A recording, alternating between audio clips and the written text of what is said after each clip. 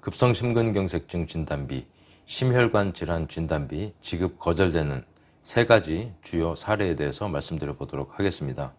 김도영의 보험보상 TV. 안녕하세요. 16년째 보험보상 업무를 하고 있고요. 현재는 손해사정사무소와 행정사 사무소를 운영하고 있는 김도형의 보험보상 TV입니다. 제가 유튜브를 하게 되면서 많은 분들과 상담을 하고 있습니다. 제가 맡을 수 있는 사건도 있고 또 그렇지 못한 사건도 있습니다.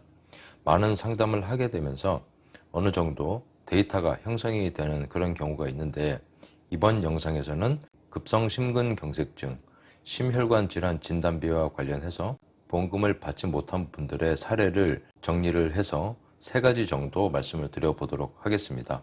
영상 보시면서 유익하다고 생각이 되시면 구독하시면 계속해서 보험과 관련된 유익한 정보를 만나실 수 있습니다. 첫 번째 말씀드릴 부분은 보험회사가 어떤 요청을 하게 되면 그것을 모두 해주려고 하는 분들입니다.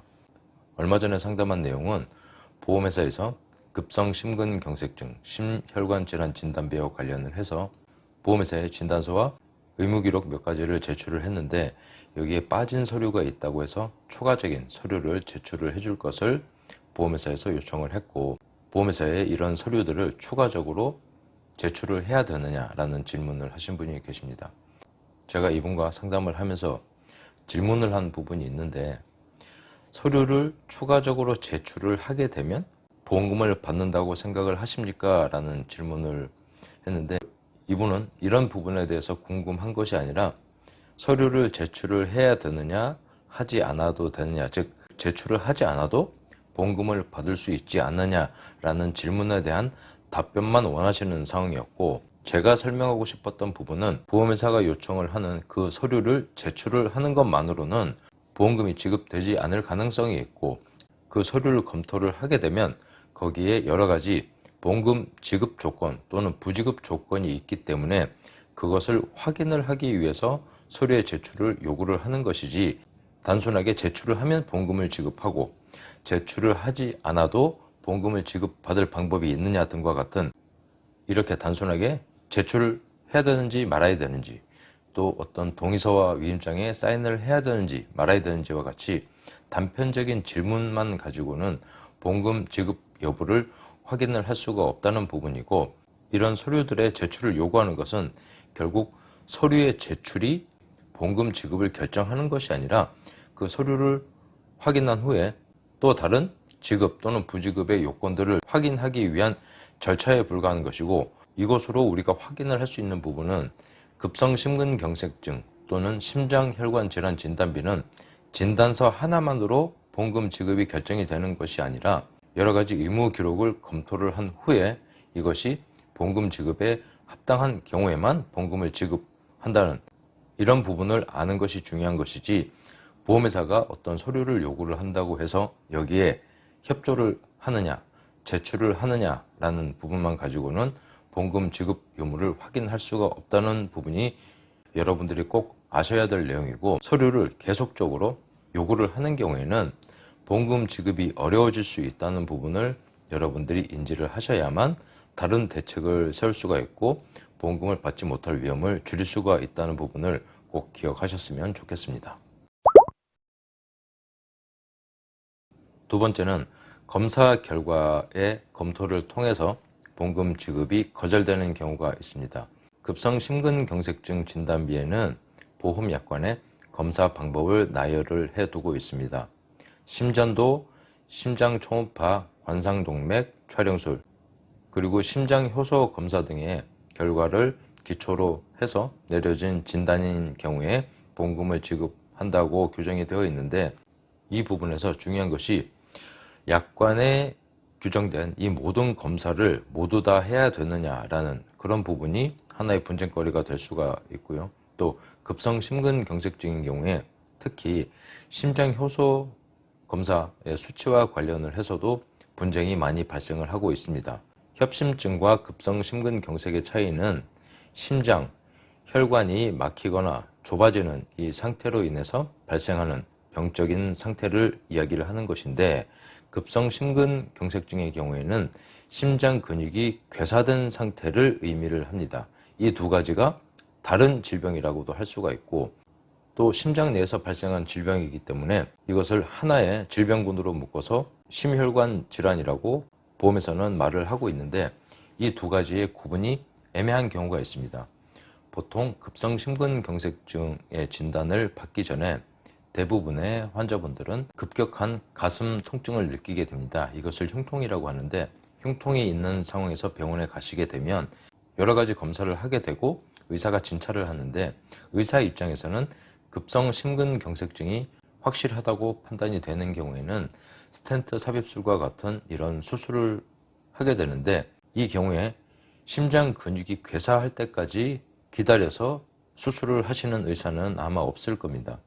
환자의 증상이 급성 심근경색증에 해당이 되고 검사 결과를 통해서 급성 심근경색증이라고 판단이 되면 흉통으로 들어온 환자를 심장의 괴사가 진행이 될 때까지 기다릴 수가 없기 때문에 급성 심근경색증이라고 진단을 하게 되고 수술이나 시술을 하게 되는데, 이런 응급수술을 하고 난 다음에 검사 결과지상의 심장 효소 수치가 정상 범위 이내인 경우가 굉장히 많이 있습니다.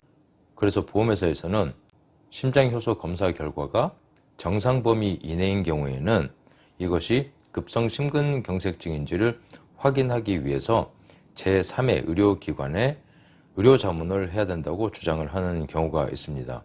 주로 이런 의료자문 결과에서 급성 심근경색증을 나타내는 심장 효소 수치의 검사 결과가 급성 심근경색증을 확정하기에는 정상 범위에 너무 가깝다는 이런 의견으로 인해서 보험금 지급이 거절되는 경우가 굉장히 많이 있습니다. 그래서 급성 심근경색증 진단비에서 보험금을 받지 못하는 경우에는 의료 자문을 통해서 심장 효소 수치 검사나 기타 검사 자료에 대해서 의료 자문 결과 급성 심근경색증에는 이르지 않은 그런 상황이라고 판단을 하거나, 또는 협심증과 같은 질병이라고 해서 보험금 지급이 거절이 되는 경우가 많다고 말씀드릴 수 있겠습니다. 세 번째 말씀드릴 지급 거절은 주로 고지 의무 위반이 많습니다. 고혈압과 관련된 부분이 주로 문제가 됩니다. 최근의 사례를 하나 말씀드리면, 보험을 가입하시기 몇 년 전에 척추 질환으로 병원에 입원을 하시게 되었고 수술을 하시게 되었는데, 일시적으로 혈압이 높아져서 병원에서 고혈압 약을 드신 분이 계신데, 보험회사에서는 이것을 이유로 해서 보험 계약 전에 알릴 의무 위반, 즉 고혈압 약을 복용을 했고 고혈압 진단을 받았는데도 불구하고 알리지 않았기 때문에 현재의 보험금 청구는 고혈압과 인과관계가 있는 것이기 때문에 보험금 지급을 할 수가 없다는 그런 통지를 받은 사례가 있는데요. 저와 같은 일을 하는 분들, 그리고 보험회사의 직원들도 마찬가지입니다. 교통사고나 어떤 상해로 인해서, 또 질병으로 인해서 병원에 입원을 하시는 경우 수술이나 투약을 받으시게 되면 과거에 없던 그런 고혈압이 일시적으로 나타나게 되어서 고혈압 약을 드시는 경우가 있습니다. 이것은 저와 같은 일을 하는 사람들 대부분이 실무에서 얼마든지 만날 수 있는 그런 사례인데, 이렇게 고혈압 약을 드신 분은 고혈압이라고 진단을 받은 적도 없고, 또는 고혈압 약을 복용을 했다는 사실도 모르는 그런 분들이 있습니다. 그리고 이 부분을 꼭 고지를 해야 되는지조차도 제대로 기억을 하지 못하기 때문에 보험 가입 시점에 병원에 입원을 하면서 본인이 고혈압 약을 복용을 했는지조차 기억을 하지 못하기 때문에 고지를 하지 않은 것이고, 보험에서는 단순히 고혈압 약과 관련된 기록이 있기 때문에 인과관계가 있다고 해서 지급을 거절한 사례인데, 이런 부분을 말로 설명을 한다고 해서 보험회사 심사 담당자가 이것을 이해를 해서 고지 의무 위반이 아닙니다 라고 할 수는 없고요. 보험회사 규정에 이런 경우에는 고혈압과 심혈관 질환이 인과관계가 있기 때문에 지급 거절 사례로 분류가 됩니다. 그래서 지급 거절 통보를 받은 사례가 있습니다. 그래서 여기서 말씀드리고자 하는 부분은, 심혈관 질환과 관련된 어떤 진단비를 청구하실 때는 과거 병력 중에 고혈압 진단을 꼭 받지 않았다고 하더라도 고혈압 약을 복용하신 적이 있으신 경우나, 이와 관련된 어떤 치료나 투약 경험이 있으시다면 이런 부분들이 고지 의무 위반을 이유로 해서 보험금 지급이 거절될 수 있다는 부분을 꼭 기억을 하셨으면 좋겠습니다.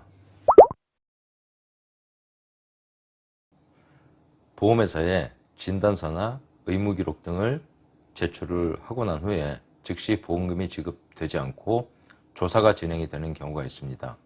계속 다른 자료를 요구를 하거나 심사나 자료 제출에 동의를 해줄 것을 요구를 하는 경우에 이 자료를 제출을 하거나 동의서나 위임장에 사인을 해주면 보험금을 지급합니까? 라는 질문을 많이 하십니다. 보험회사가 자료를 요청을 하는 데에는 이유가 있습니다. 그 자료를 제출을 해주시면 또는 동의서나 위임장에 사인을 해주시면 보험금이 지급됩니다 라는 말 속에는 검토를 하고 라는 내용이 숨어 있을 수가 있고요. 또 그 자료 이외에 다른 무언가를 계속적으로 요구를 할 수가 있습니다. 이런 경우에 그 요구를 계속 들어주고 보험회사가 요구하는 그런 조사 방식에 끌려가다 보면 보험금 지급을 받지 못하는 경우가 있고 이미 지급이 거절된 경우에는 어떠한 전문가도 도와줄 수가 없는 상황이 발생을 할 수가 있습니다. 보험회사에 보험금을 청구하시고 조사가 진행되는 경우라면 꼭 여러분들은 주변에 전문가와 상의를 해보시고 보험금 지급에 문제가 있는지 없는지를 검토를 해보시는 것이 보험금을 잘 받을 수 있는 방법이라고 말씀드릴 수 있겠습니다. 김도형의 보험보상 구독하시면 유익한 정보가 많이 있습니다. 저도 계속해서 유익한 정보로 여러분들을 만나 뵙도록 하겠습니다. 감사합니다.